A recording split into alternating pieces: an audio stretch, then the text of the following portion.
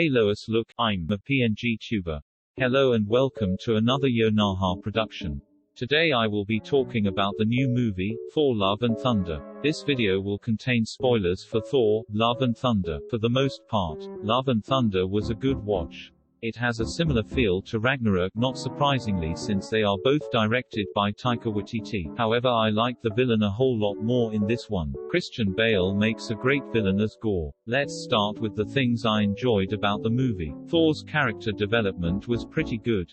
Taika's two movies do more for Thor than Thor, The Dark World, Avengers, Avengers Age of Ultron, Avengers Infinity War, Avengers Endgame. In this movie, Thor is faced with the idea of accepting his attachments rather than avoiding them. And that is better to have love and loss than to never love at all.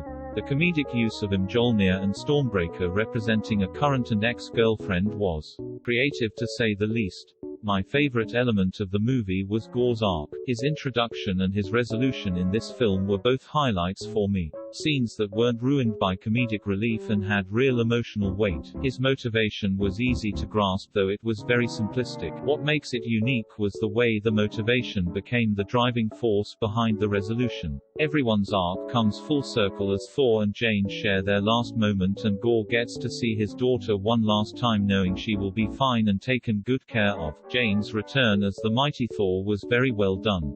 Her life being threatened by cancer was a really heartbreaking way to bring her back into Thor's life temporarily. Thor had a lot of bottled up emotion and needed closure with her. The dynamic was enjoyable, along with Korg and Valkyrie taking center stage for most of the movie. And Valkyrie, mommy, step on me.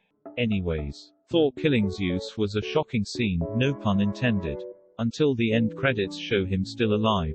The fight scenes are rather cool. I like the saturation tricks they used on the tiny planet. The children coming together to fight the shadow monsters was silly but meaningful. But let's get to the parts of the movie I didn't like so much. Goats screaming. Goats screaming. Please stop the screaming. It was funny haha like the first 3 times, but while they scream a lot of the duration of the movie, I feel like the inclusion of the Guardians of the Galaxy really strips away their uniqueness because of how cameo-like their appearance was, and it felt like it padded the runtime for me. I did like what Star-Lord said to Thor about being thousands of years old and not knowing who he is. This speech is what drives Thor throughout the entire film, and I kind of wish it didn't come from the new Garfield. The comedic elements swoop in to ruin some moments like in all MCU movies. Having Korg survive Zeus Blast feels like these movies are avoiding having consequences. At least Jane doesn't magically survive at the end because of some magic love power.